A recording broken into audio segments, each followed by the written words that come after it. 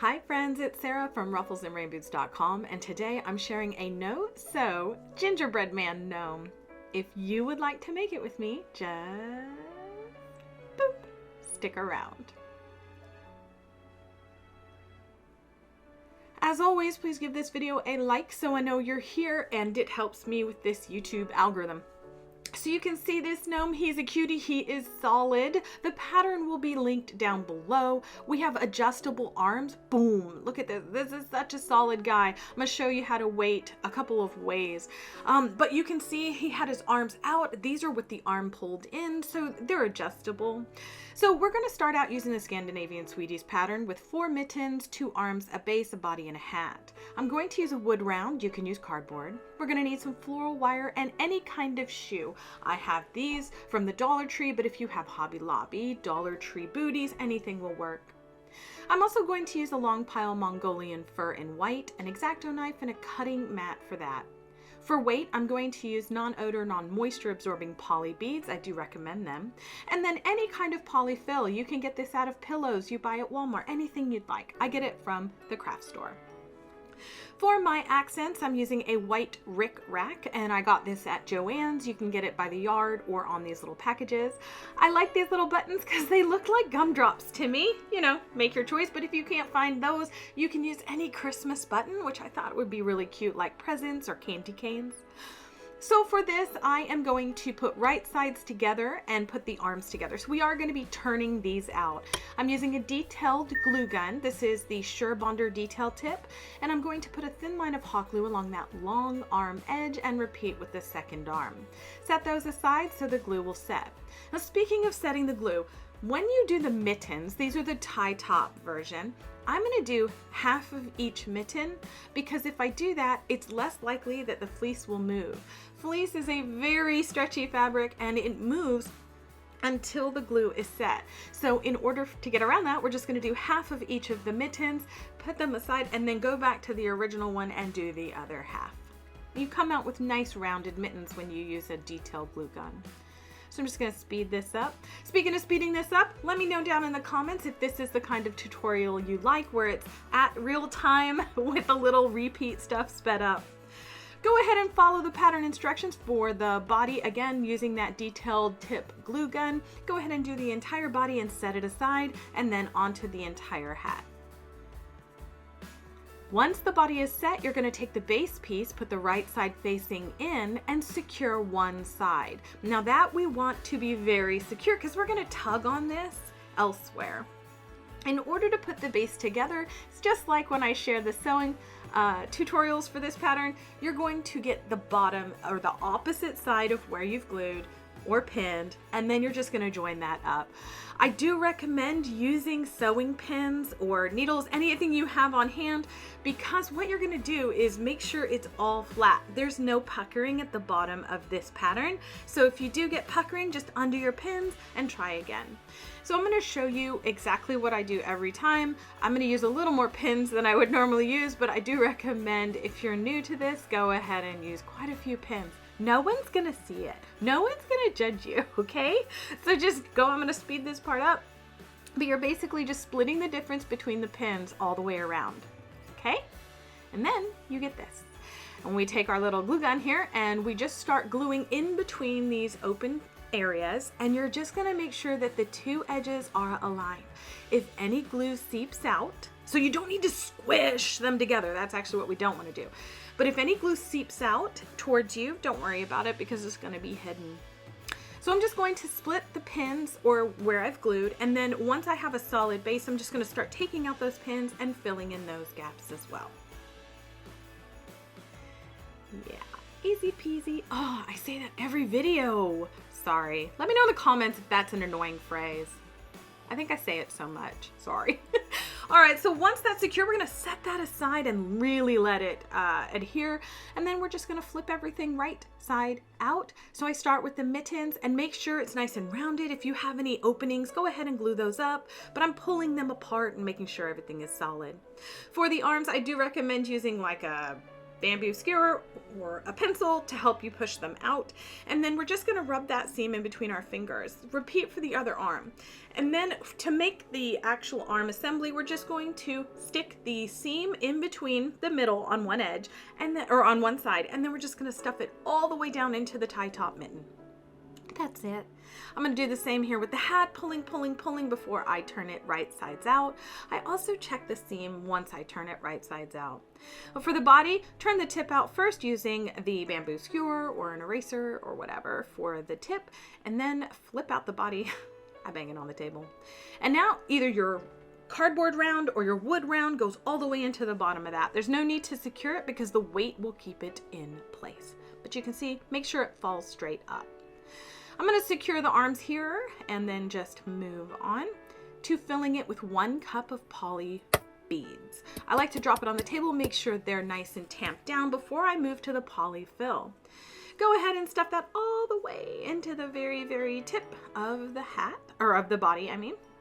And then I get asked a lot about how much polyfill to put in there. You want to be able to squeeze it and have it bounce back to its original shape.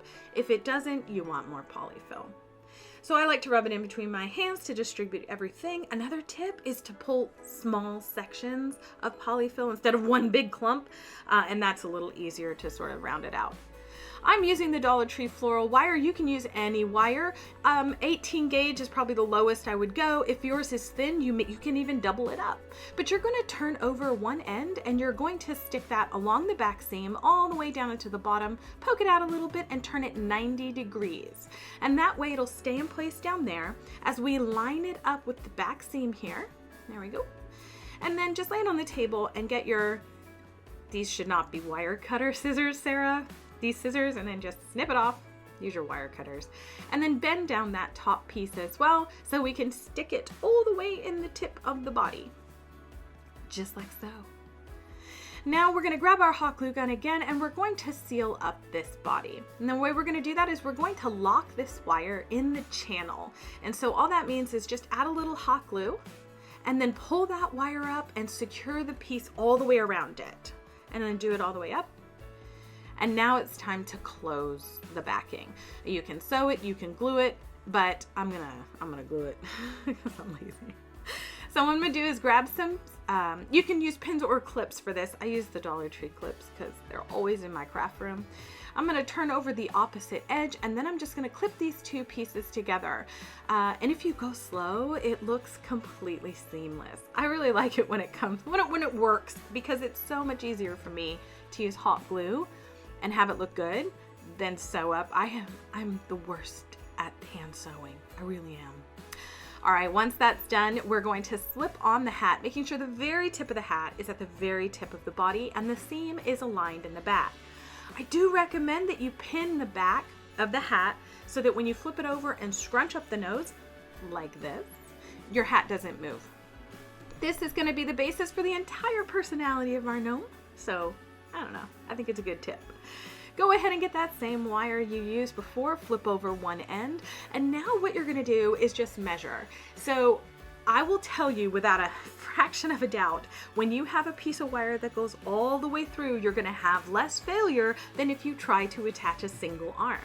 So in order to have it all the way through, we're just gonna cut a tiny little slit after we identify where our beard and hat will fall. We're going to push it on the other side, see where it comes out, make a tiny little slit in the fleece there as well. And then just poke it all the way through. Boop. Now, as for the arm length, this is going to depend on your mitten, but one little tip is you're going to glue it at its longest point, okay? So that way we can just bend the wire if we want it shorter. I added a little hot glue, stuck on my little mitten my arm very carefully, and make sure that glue goes straight to the edge of the mitten. And then you can see how it just kisses the edge of the body here. So we're gonna glue the inside of this arm directly to the body. And just make sure you have it like where the seam is in the facing the back. There you go. And then we're just gonna glue that down with our little detail glue gun tip thingy. That's technical, such a technical term. All right, so then you're going to press that against the body, hold it there until it dries, and then do the other arm. So again, twist it, cut it off if you need to, and then twist it, add a little bit of glue all the way to the end, and then secure down the arm as well on that side. again, at its longest point. Because it was really cute. I wanted to see if I could get it to hold something, which totally worked, by the way, like a candy cane. Okay, so if you don't know this trick, use a string to measure the width between the two arms where they join to the body. So we're going to cover the arms with the beard. So here I am, I just measured it really quickly. I'm gonna cut off the top to make it flat. And then I'm going to measure down. Now this is a long pile first, so I don't need to go all the way down. I'm just going to make a nice big rounded V shape. And then you can see, no transfer if you cut just the fabric backing with the X-Acto knife. Fold it in half to match up where the two pieces are aligned. And then here's your beard, give it a little brushing. I had a knot in mine, probably because I just wad up my faux fur in my craft room. And then I used a pin to secure it in place while I glued it everywhere. Now watch this. This is important because if you don't want to see the join to the arm, and I didn't, make sure it lines up right to the edge of that arm. And then glue down the beard on the sides everywhere and the little bottom part as well. To add the nose, we're gonna split the fur to its fabric backing, add a generous portion of hot glue, and then give an intense nose boop until it's solid. Now I had these little, what I thought were like gumdrop looking buttons. So I'm gonna go ahead and do the same exact process for these buttons. Could you sew them on? Absolutely you could. I'm not gonna. All right, but I did get a needle and thread in just a second for the shoes. To finish off this hat, we are going to make a faux little hem here, and then we're going to glue that to the top of our nose so that's nice and secure. For the trim, I am going to use this rickrack, and I'm going to glue it in place in the back first so that I can tug it and sort of make the mittens tighter. And while that's setting, I'm going to glue down the rest of the hat. If you don't want to do that, use a small piece of embroidery thread to tighten your mitten and then add your trim. Again, I was too lazy to go get white embroidery thread. I'm a lazy crafter. It's okay. I added a little bit to the top of the hat, and now it's time to make the shoes. And because I had these on hand, I'm gonna make them. I cut a 6" by 1.5" inch piece for each shoe, added a little glue to the very tip of the bottom only, and then I'm going to line up the middle of my cut piece of fleece right there and secure it on one side on the bottom all the way around. I lock that back in place with a little bit of hot glue, and then I move on to the other side. Now I ended up adding like a little detail on my back, which is just folding over about, I don't know, a 1/2 inch or so of the fabric before laying it down flat. Now I do secure the very front and push it straight so it forms these two, like a little heart. And then I cut off at an angle, starting from the heart, going all the way back down to the brim of the shoe, and then all the way back up. So it's like a slope. And then I secure the fleece on the way, all the way around the back. Now for the front, I'm using a needle and thread, starting from the inside, going out, adding my button, starting from the outside, going in and securing that.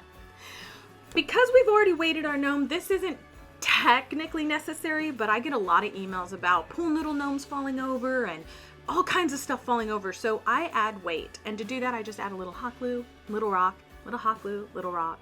And then I'm going to trace the bottom of the shoe as it's completed onto dark brown felt, cut that out and add that for a sole. And then I just repeated this with the second shoe. Now to assemble my gnome onto his shoes, I did pin my beard out of the way. What we're going to do is, this is like, you have to move your gnome forward and backwards like real people would do to make sure you have the right place. So mine, I just marked where I needed to do it. I added a little bit of hot glue, not a little bit of hot glue. I added a lot of hot glue around the top edges of these things, sort of facing inwards, and then held my gnome here. He's a solid guy. Here's his little shoes. Here's his little arms outstretched. Let me know in the comments, what do you think? Also down below, you can get the Scandinavian Sweeties pattern. And hey, thank you for being here. Here's the playlist with more No-Sew Christmas gnomes.